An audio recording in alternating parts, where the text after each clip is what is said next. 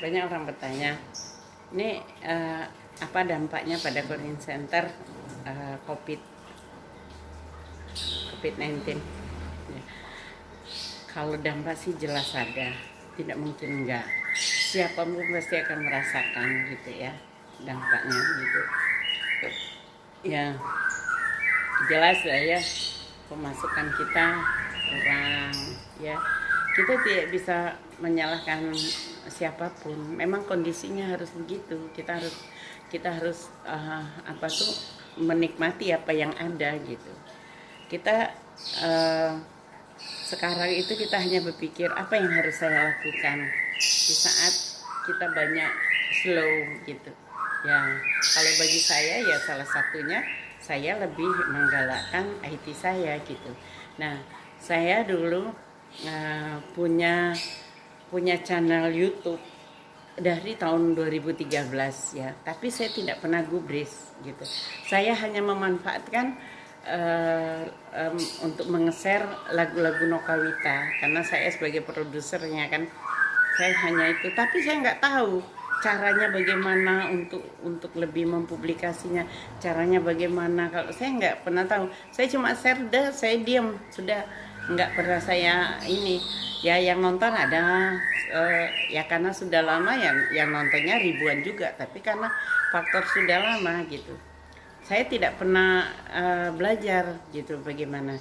Tapi semenjak COVID gitu, karena saya banyak di rumah gitu, saya banyak mencari-cari apa kesibukan, akhirnya kenapa saya tidak galakkan aja ini saya YouTube saya gitu. Nah, saya coba, saya pelajari, saya ikuti tutorial cara men-share-nya gimana, ternyata pengetahuan saya tentang YouTube itu masih sangat minim sekali. Saya hanya baru bisa membuat channelnya gitu. Nah, kemudian saya belajar baik online maupun offline ya. Saya ikut di bisnis digital. Saya ikut tutorial. Alhamdulillah, saya juga mulai menggalakkan YouTube saya. Nah, viewer saya semakin naik gitu. Jadi subscribe saya juga lumayan gitu. Dan yang nonton juga banyak gitu. Dan saya juga berpikir, ya, kita di Corin Center ini, di dalam Corin Center ini banyak yang bisa kita jual, banyak yang bisa dijadiin konten gitu. Sedangkan saya kan banyak banyak youtuber ya, blogger gitu ya, yang bersatu dengan kami minta konten kami. Nah, saya pikir konten-konten materi yang ada di Corin Center. Di Corin Center ini karena pengembangan sumber daya manusia, jadi kami banyak punya materi-materi yang bisa dijadiin konten gitu. Saya pikir kenapa saya tidak lakukan gitu. Nah, kenapa saya tidak lakukan? Oh, saya masih banyak kekurangan. Masalahnya ini, kenapa saya tidak cari solusi? Saya cari solusi. Ya, saya tanya sama Mbak Google apa masalah ini. Akhirnya saya dikasih tahu, emang bener sih ya, saya namanya ngikut tutorial tuh nggak gampang.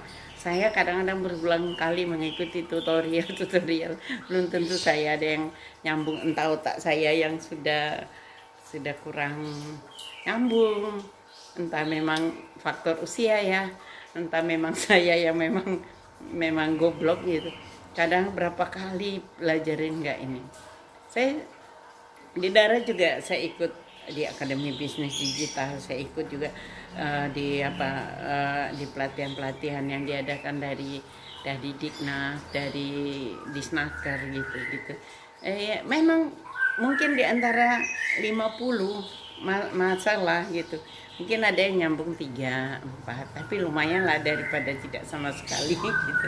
Tapi alhamdulillah saya merasakan di usia saya bisa berbuat seperti sekarang. Saya bisa menjadi YouTuber, saya bisa menjadi produser, saya bisa menjadi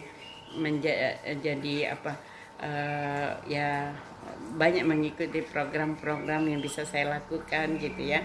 Ya, saya merasa sangat bersyukur gitu. Nah, karena banyak ya teman-teman yang posisinya sama seperti saya, di usia saya gitu kan. Nah dia mau bikin ini aja apa tuh, mau presentasi ya, eh, dia mau presentasi, dia minta tolong saya untuk membuat PowerPoint gitu. Nah kalau bagi saya PowerPoint itu sudah dari dulu saya sudah tahu gitu. Saya bersyukur sekali dengan adanya diri saya gitu, karena saya merasa saya bisa menikmati hidup saya pada usia saya gitu. Saya bisa menikmati dan saya bisa menyesuaikan diri saya dengan zaman gitu.